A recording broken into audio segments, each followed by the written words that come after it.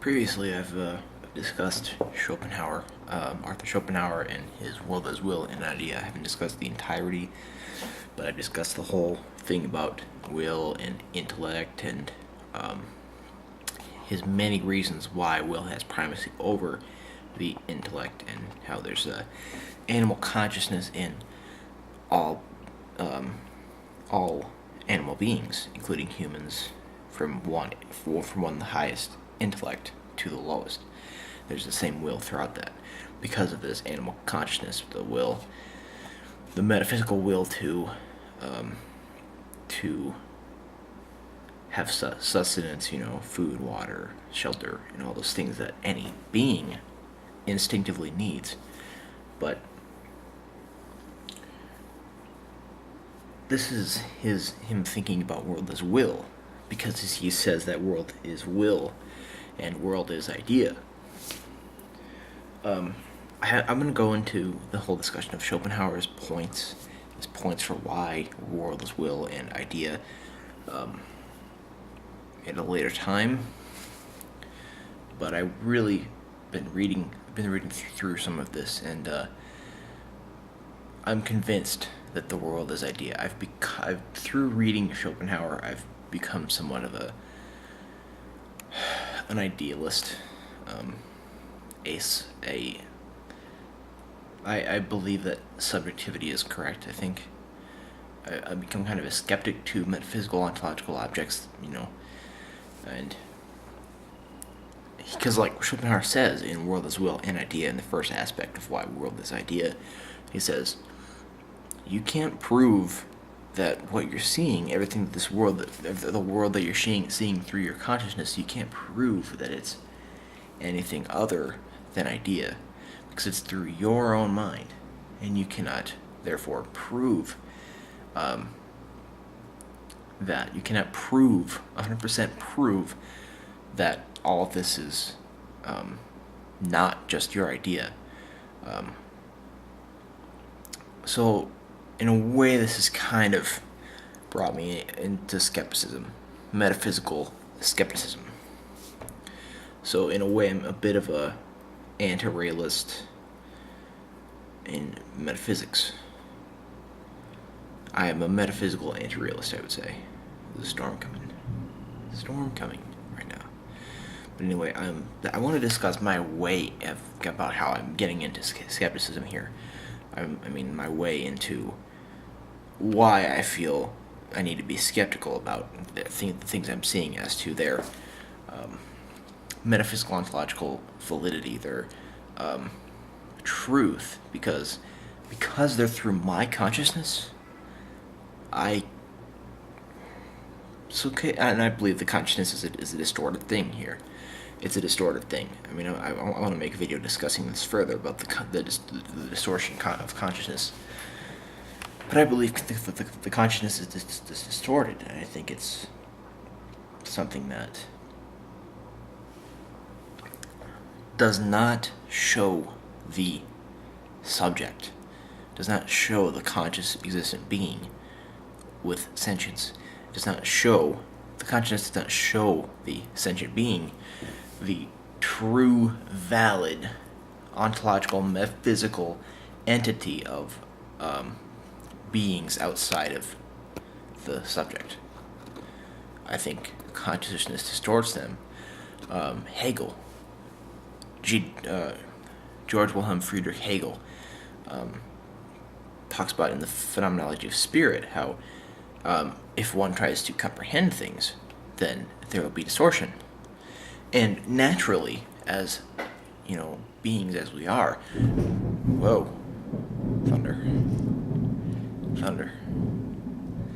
and we're naturally going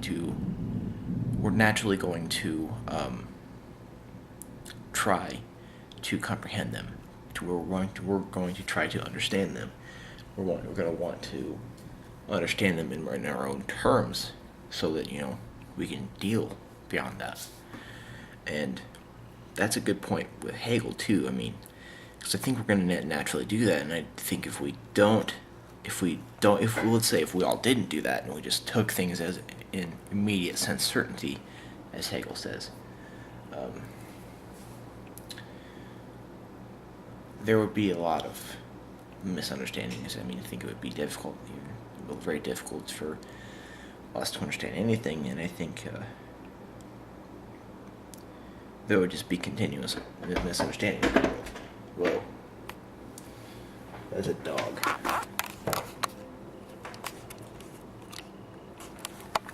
I'll go let the dog in. I'll be right back. Alright, to continue, I was talking about...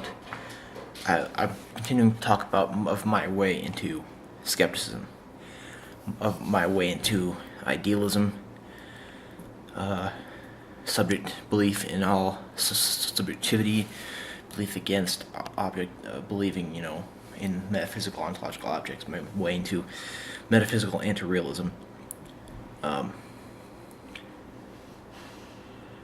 I would say that my reason, is because of Schopenhauer. Schopenhauer kind of showed me, reading Schopenhauer kind of directed me towards this. Schopenhauer said that you're not seeing the world. You're seeing the world through your eyes. Your eye is seeing the world. You're seeing the world through your eyes, and, the eyes go to the brain, of course, and there's a barrier of consciousness. And I think, yesterday was the 4th of July, and I was sitting with my uncle, and I was having a conversation with him, and I wouldn't say he's kind of an agnostic, I would say. He's not a theist by any means. He was like, well, I'm pretty sure that there's no God. And I was like, well, and I kind of talked him through. I kind of led him into believing that, saying that if this cup exists is pure speculation. Because he had a soda can there. And I was asking him, how can you prove that this soda can metaphysically ontologically exists? And he was like, well, and I was like, well, I can touch it and stuff, and I can feel it, and I know that it's cold. And I was like, well, how can you prove that your feeling of coldness and your touching of the can is not just pure mental image or pure mental imagination? And he was like, well, I can take a temperature gauge and I can put the temperature gauge onto the can, showing actual energy. Text message.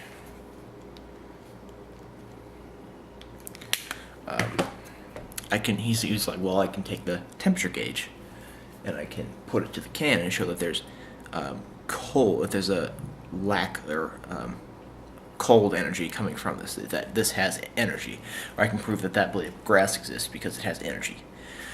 I was like, well, how can you prove that you're not having a mental images showing you that you're taking a temperature gauge to a can and that the temperature gauge is showing that there's energy coming from the can, or there's energy going to the can when you put your warm hand to it? He's like, well, I can't. So I kind of got him to believe that the standard of knowledge is higher than knowledge is something, that is difficult to attain. I can't attain knowledge that this cup exists. I can attain knowledge that I think I'm seeing a cup. I can attain knowledge that I believe that there's a cup. I can contain knowledge about my thoughts. I can contain knowledge about my beliefs. I can contain knowledge about my beliefs that pertain to my arguments. But I cannot attain knowledge about other existences, other events, other states of affairs, other tropes, other properties, other universals. I cannot do this. I cannot do that. So, I've kind of thought about this because Schopenhauer says, the world you see is merely your idea, and you can't prove otherwise. And I would like, if you're watching this right now and you think you have some kind of proof to why you think that you're being presented the real metaphysical entities without, you know, that you think that you can prove that you're seeing metaphysical ontological knowledge, you know, that you have knowledge of a certain cup that exists. If you think that you can do that, please tell me. And I mean, because I would like to hear about this. What do you think? Do you think that can you give a great proof out of this kind of idealist, metaphysical anti-realist skepticism? Because I don't think I can, because, I mean, I am a existence. I mean, Descartes said, I think, therefore I am. And I think that's a pretty good argument, I think. And I'm pretty sure. And I think that I wouldn't have dreams or mental hallucinations or events if I did not exist. I wouldn't have thoughts if I didn't exist. So I'm pretty sure that I do exist. But all that I know is that I am existent, that has consciousness, that views the world and is conscious of that world, yet the world is just my idea. The world is only my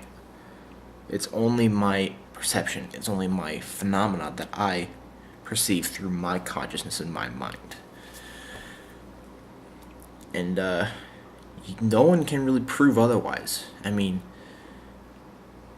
I don't care what scientific tests you can do. I mean, I agree with I would kind of agree with. It kind of makes me want to think about Husserl's parenthesizing of the natural attitude. You know, parenthesizing. I mean, you're thinking and going towards the things themselves, but you're not looking at them as ontological beings with scientific value. And I like that because, you know, phenomenology is the science of sciences. Because it's the study of phenomena. And I like that because I like the whole parenthesizing, because you're not looking at this cup as something that I can scientifically value. You know, you're not looking at this as something that is ontological enough that I can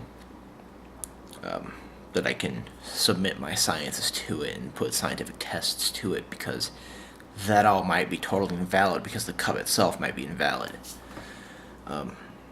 So with Schopenhauer and Husserl and Hegel even, and Descartes even, you know, he has a lot in his Meditations about doubt.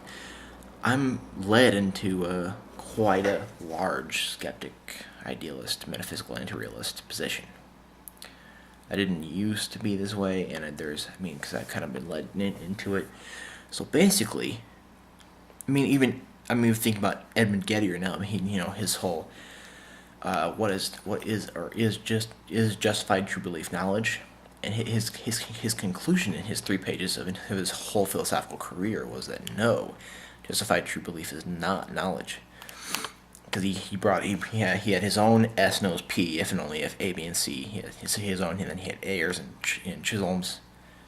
Did I pronounce that guy's name right? Roderick Chisholm. I don't know. I've never read Roderick before. And then he kind of gave his problems. He kind of the Jones and Smith thing is where he shows that justified true belief is not knowledge. And this is not really that relevant. But it is relevant in the sense that the bar needs to be set for knowledge that's way high, and that you cannot say, I know that this cup exists. You can't say that, because you can say that you know that I know that I think I see a cup. I know that I believe that I see a cup. I know that I believe I just drank out of the cup. But it doesn't get anywhere beyond that. Now, the word I want to use for, you know, when you're an idealist, a skeptic, a metaphysical anti-realist, the word to use here is that you're not you're not thinking about things going towards knowledge, or you're not trying to prove your arguments anymore. You're just going down to speculation. You're just being, the only thing that you can have knowledge of is your own existence. You can have knowledge of your thoughts, knowledge of your beliefs, knowledge of your mental events. If they're not in the subconscious, you can have knowledge about everything that's in here. And anything beyond yourself is speculation. Now, I have a way out of this skepticism, but it's kind of something that is kind of difficult, and it's still mere speculation. This is not my final belief. I'm not a pure skeptic. I'm not a pure idealist here. I'm not a pure anti-realist. But this is just my rant because of Schopenhauer and Husserl and Gettier and Hegel and Descartes even. Kind of all these philosophers and thinkers have led me towards the direction of 85% skeptic, idealist, metaphysical, anti-realist. And everything else is, everything beyond the self, everything beyond your own self is speculation. And again, if you have any counter arguments to this, please tell me. Please say this below, because I want to talk about this more. I want to talk about, tell me why you think the computer in front of you exists. Tell me why you think this book exists. Tell me why you think all these things exist. And when I say existence, I mean metaphysical, ontological existence beyond yourself. Because when we're talking about ideas here, if I'm looking at this cup and it's just a mere, let's say this is I'm hallucinating right now. This is a mere hallucination. This is a part of me. This cup is a part of my brain. It's a part of my mind. It's a part of me. It's my idea. I can't say as to whether that's true or not. I could be, And I have a discussion about religious experience here that I want to talk about, and I have a discussion about metaphysical connections. But thank you.